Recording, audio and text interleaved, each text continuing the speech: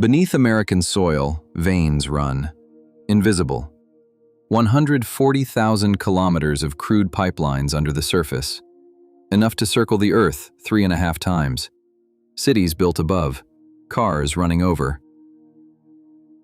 These veins were not formed naturally. Capital did not follow oil. Someone bought the path before the oil arrived. Not the one who owned the resource, the one who owned the route. America's veins were not invented, they were merged. And what was merged survived the dissolution. This is that story. 1859, Titusville, Pennsylvania. Edwin Drake pulled oil from 21 meters, 25 barrels on the first day. That was enough.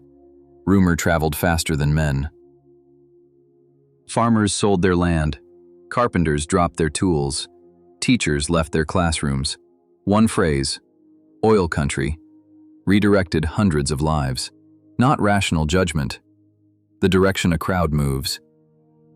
1865, Pithole City, a bare field. 15,000 people in 1 year. Third largest postal volume in Pennsylvania, behind only Philadelphia and Pittsburgh. The next year, the wells ran dry. Buildings stripped, city gone. There was a man called Coal Oil Johnny. One well, $1 million. He hired a circus, full company, marched it through town, rented hotels, threw parties for strangers. Thousands of dollars vanished like smoke each day. 2 years later, he walked back to a farm with nothing. Same era, Cleveland, Ohio. One man did not go to the oil fields, did not throw parties.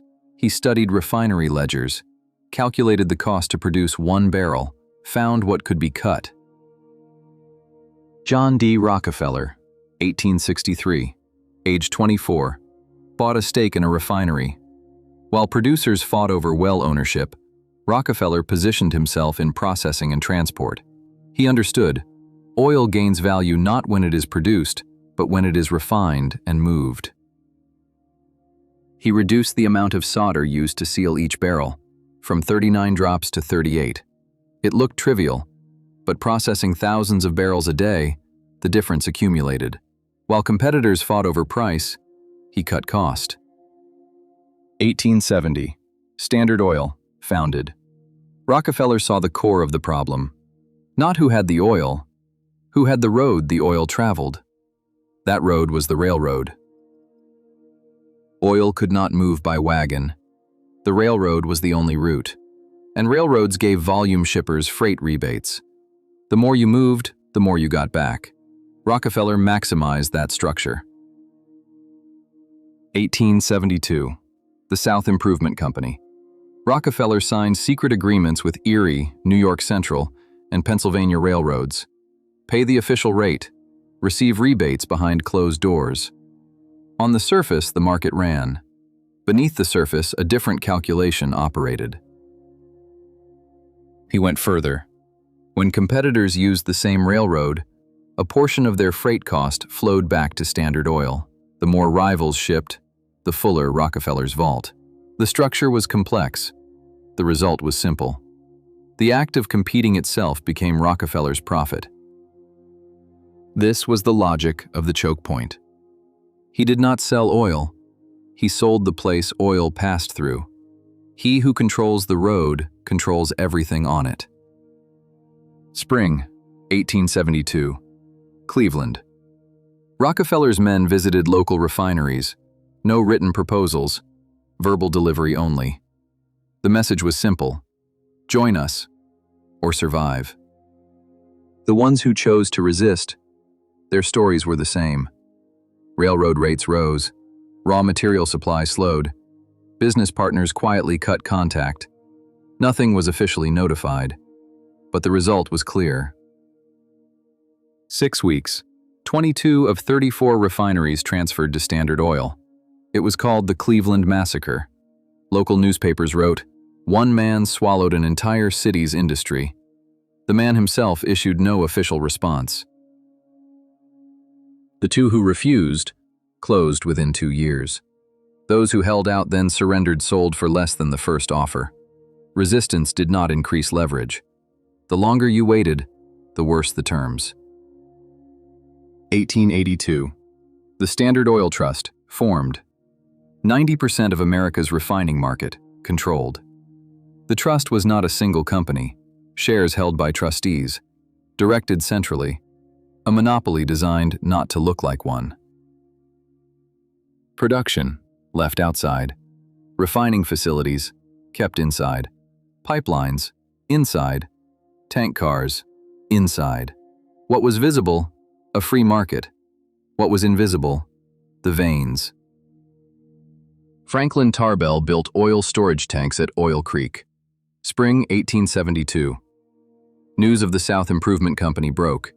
His contracts disappeared. Railroad rates changed. Business contacts cut off. His operation cut in half.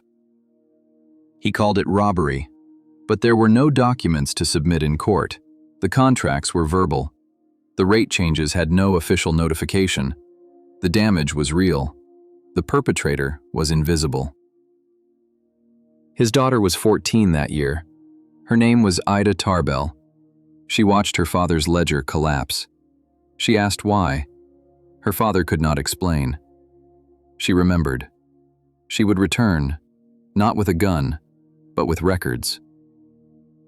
Standard Oil did not stop. It bought pipeline companies, bought refineries, bought storage tank networks, one segment at a time. Every route oil traveled, controlled. The invisible veins laid beneath the surface. Oil existed across the Atlantic as well. The Caspian coast, Baku. The 1870s.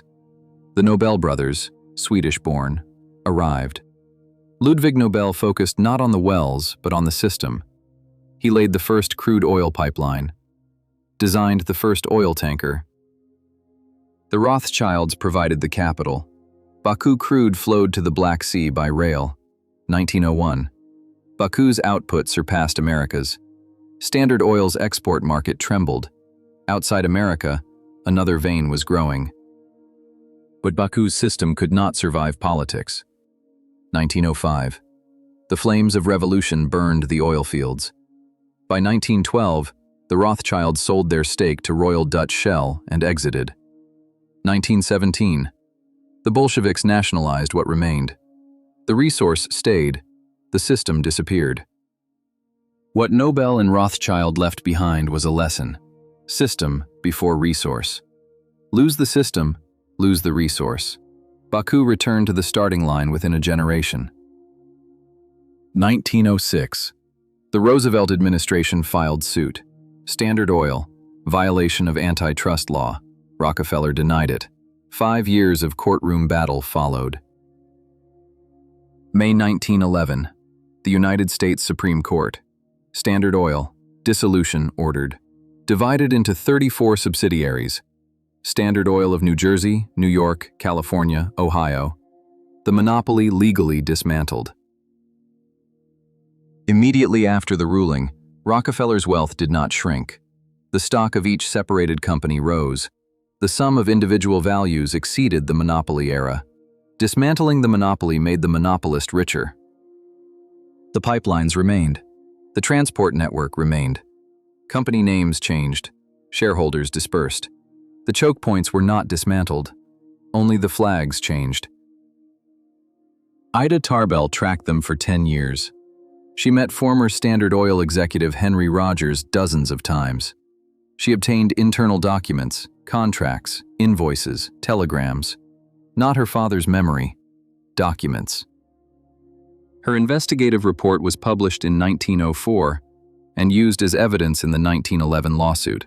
30 years from the day her father's ledger collapsed, the invisible veins revealed through documentation. Standard Oil's successor companies still exist. ExxonMobil, Chevron, BP America, Marathon Petroleum. Names changed, structures changed, the choke points remain. America's veins still flow. 140,000 kilometers of crude pipelines. Below the surface. Invisible.